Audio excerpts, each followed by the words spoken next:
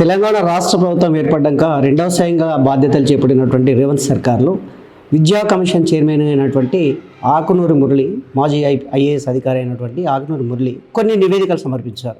ఈ నివేదికల్లో భాగంగా సీఎం రేవంత్ రెడ్డి కూడా అంగీకరించినట్టు తెలుస్తూ ఉంది.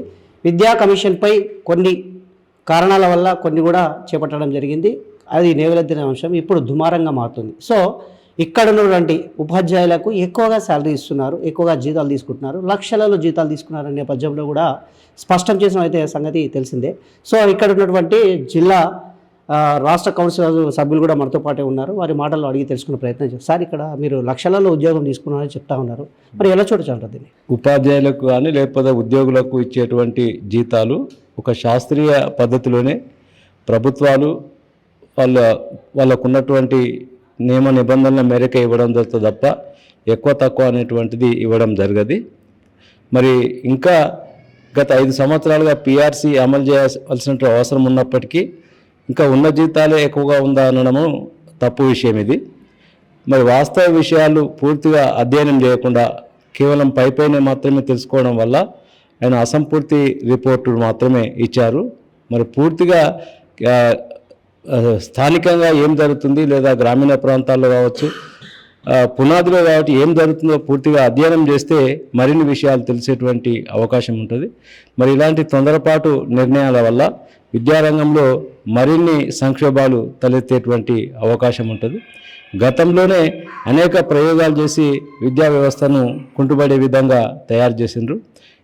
ఇప్పుడైనప్పటికీ మరింత లోతుగా అధ్యయనం చేసి శాస్త్రీయంగా ఏది అమలు అయితే బాగుంటుంది, ఏది విద్యార్థులకు బాగుంటుంది అనేటువంటి విషయాన్ని తెలుసుకొని ప్రభుత్వం ముందు పోతే బాగుంటుందని తెలియజేస్తున్నాం. రేవంత్ సర్కార్ ఇచ్చినటువంటి హామీలు కావచ్చు, సో ఇప్పుడు మీకు ఉన్నటువంటి విద్యా కమిషన్ పైన ఆకునూరు మురళి ఈ విధంగా చెప్పడం సమంజసం అంటారా? సమంజసం మాత్రం కాదు, కాకపోతే కొన్ని అంశాలు బాగానే ఉన్నప్పటికీ ఇంకా కొన్ని వివాదాస్పదంగా మారినాయి. ఇప్పుడున్న విద్యా వ్యవస్థలో ప్రభుత్వమే ఇప్పటిదాకా అనేక రకాలైనటువంటి విద్యాలయాలను స్థాపించి వీటన్నిటినీ వేరువేరు చేయడం వల్ల అన్నీ కూడా ఏవి బాగా పనిచేయకుండా తయారైనాయి. అట్లా కాకుండా అన్నిటినీ ఒకే దగ్గర తేవడం అనేటువంటిది మంచి విషయమే అయినప్పటికీ పిల్లలందరికీ అందుబాటులో ఉండే విధంగా చేస్తే బాగుంటుంది. మరి గతంలో వేల సంవత్సరాలుగా గ్రామాలలో ఉండేటువంటి ఈ పాఠశాలలు కావచ్చు, ఉపాధ్యాయులు కావచ్చు, ఒక రకమైనటువంటి బంధాన్ని పెనవేసుకున్నారు. మరి ఏకకాలంలో ఇవన్నిటిని తీసి 1-2 పాఠశాలలతో నడిపిస్తామనేది కూడా అది తప్పు పద్ధతి. మరి ఇప్పుడున్న పాఠశాలను బలోపేతం చేయడానికి లేదా మార్చడానికి అనేక మార్గాలు ఉన్నాయి. ఆ మార్గాలన్నింటినీ అన్వేషించాలి.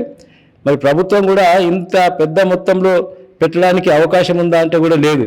ఎందుకంటే రిటైర్ అయినటువంటి ఉద్యోగులకు వాళ్ళ కనీసమైనటువంటి అలవెన్స్లు కానీ వేరే బకాయిలు కానీ ఇవ్వడానికి ఎన్నో రోజులుగా వెయిట్ చేస్తుండ్రు. ఇటువంటి సందర్భాలలో వేల కోట్ల రూపాయలు ఏ విధంగా వాళ్ళు తేయగలుగుతారు లేదా పెట్టగలుగుతారు? విద్యారంగ బడ్జెట్లే చాలా తక్కువగా ఉన్నాయి. విద్యారంగ బడ్జెట్ను పెంచకుండా కేవలం గాలి మాటలతోని ఇటువంటి చేస్తా అంటే కుదిరినటువంటి పని. ఆకునూరి మురళి సార్ ఇచ్చినటువంటి నివేదికను ఒక ఉపాధ్యాయ సంఘం టీపీటీఎఫ్గా మేము తీవ్రంగా ఖండిస్తున్నాం. అశాస్త్రీయమైనటువంటి నివేదిక అది. టీచర్లకు జీతాలు ఎక్కువగా ఉన్నాయనేటువంటి అంశం ఆయన పరిధిలో రాదది.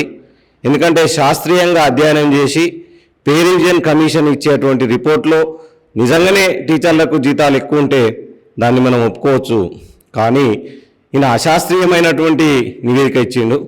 ఆయన ఇచ్చినటువంటి పని కాకుండా ఇతర అంశాల్లో వేలు చొప్పించిండు. విద్యా వ్యవస్థ బలోపేతానికి సూచనలు ఇవ్వని ప్రభుత్వం నియమిస్తే ఆయన బడ్జెట్ని ఎట్లా తగ్గించాలి విద్యకు అనేటువంటిది సూచించిండు. అది కరెక్ట్ కాదు. విద్యకు 20% నిధులు కేటాయించాలి. కొన్ని సూచనలు మాత్రం బాగున్నాయి అందులో. ముఖ్యంగా బ్రేక్ఫాస్ట్ అమలు చేయడం, సాయంత్రం స్నాక్స్ ఇవ్వడం అనేది, తర్వాత ప్రైవేటు పాఠశాల తరహాలో ఒక విద్యా వ్యవస్థ ఉపాధ్యాయులకు అండ్ మరియు స్టూడెంట్స్కు కిట్స్ అందజేయడం అది కొంతవరకు బాగుంది. ఏదేమైనటువంటి ఆ రిపోర్టు మొత్తంగా చూస్తే ఉపాధ్యాయులు చాలా తీవ్ర ఆందోళనకు గురి చేస్తుంది. ఇప్పటికే ఒకే కేడర్లో 30 సంవత్సరాలకు పైగా పనిచేస్తే కూడా ప్రమోషన్ రానటువంటి పరిస్థితి ఉంది విద్యా వ్యవస్థలో.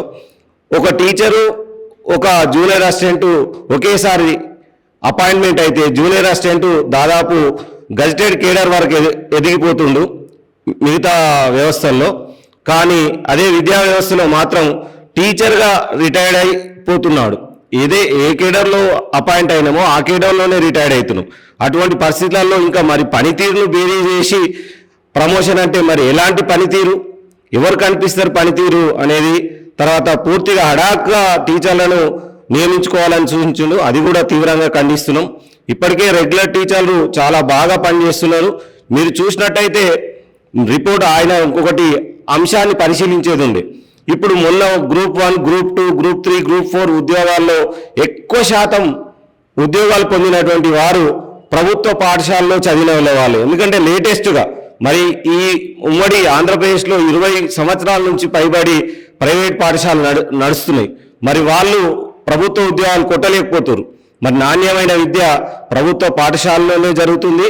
ఖచ్చితంగా ఉపాధ్యాయులు చాలా బాగా పనిచేస్తారు. అది ఆయన మీద పరిశీలించి రిపోర్ట్ ఇవ్వడం సరికాదని మా టీపీటీఎఫ్ అభిప్రాయం.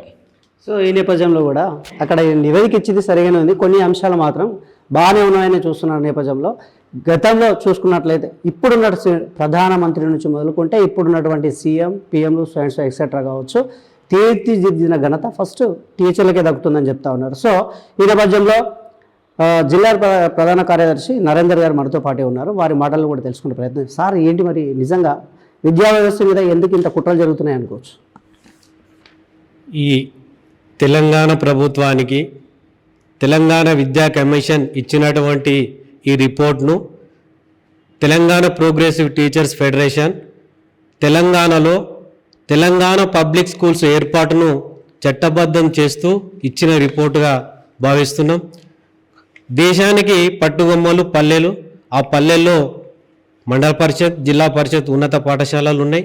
మరి అట్లాంటి ఆ పాఠశాల వ్యవస్థలను పూర్తిగా రద్దు చేసి దానిని చట్టబద్ధం చేయడానికే ప్రత్యామ్నాయ వ్యవస్థగా తెలంగాణ పబ్లిక్ స్కూల్స్ ఏర్పాటును దీంట్లో మెన్షన్ చేయడం జరిగింది. దీన్ని టీపీటీఎఫ్గా మేము పూర్తిగా వ్యతిరేకిస్తున్నాం, ఖండిస్తున్నాం.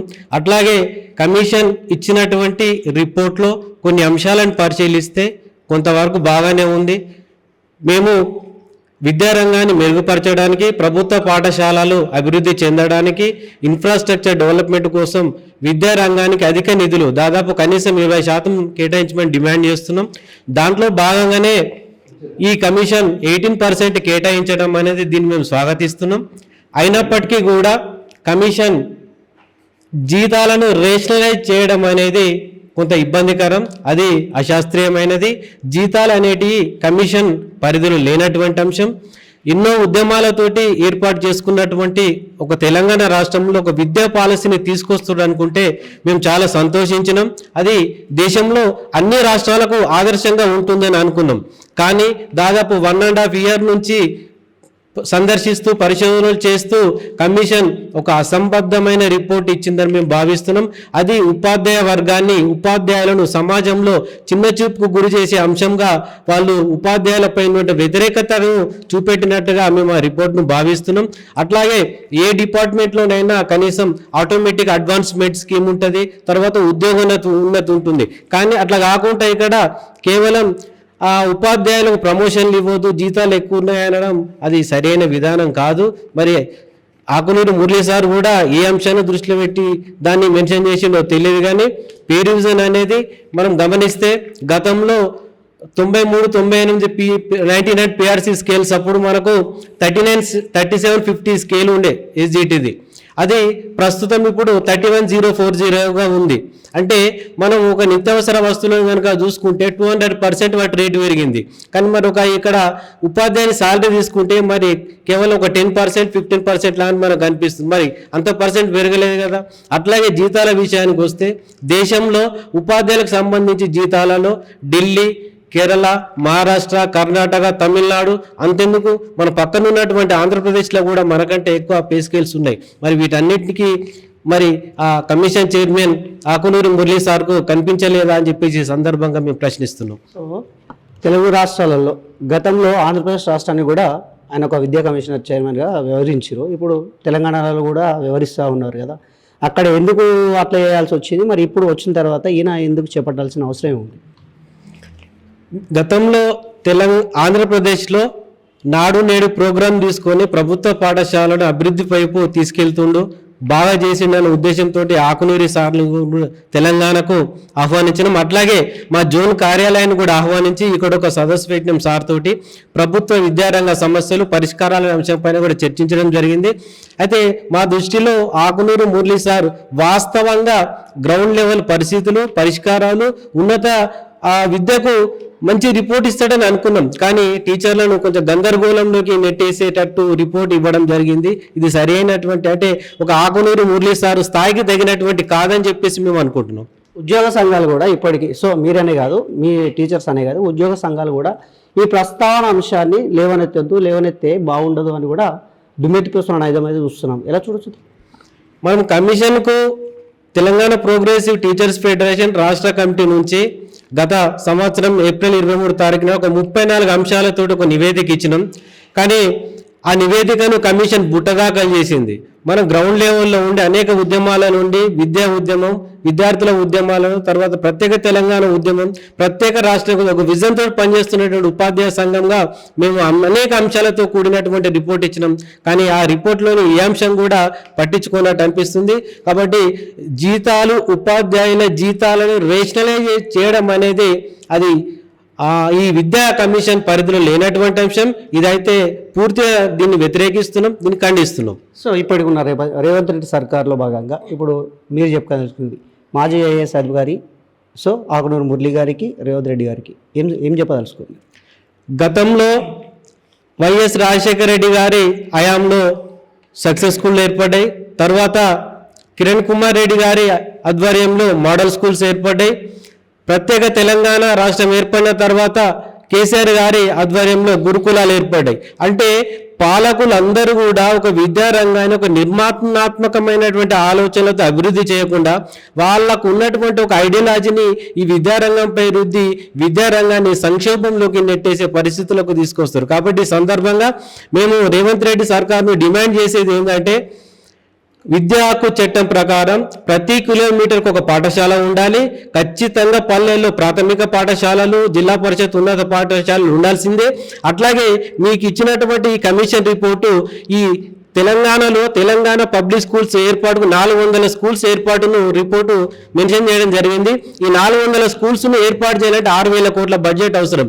మేము అడుగుతున్నది ఏంటంటే, ఇప్పుడున్న పాఠశాలలను ఇట్లాగే ఉంచుతూ పాఠశాల అభివృద్ధికి నిధులు కేటాయిస్తూ పర్యవేక్షణ వ్యవస్థను పటిష్టం చేస్తూ ప్రభుత్వ పాఠశాలలను అభివృద్ధి చేయాలని చెప్పేసి ఈ సందర్భంగా మేము డిమాండ్ చేస్తున్నాం.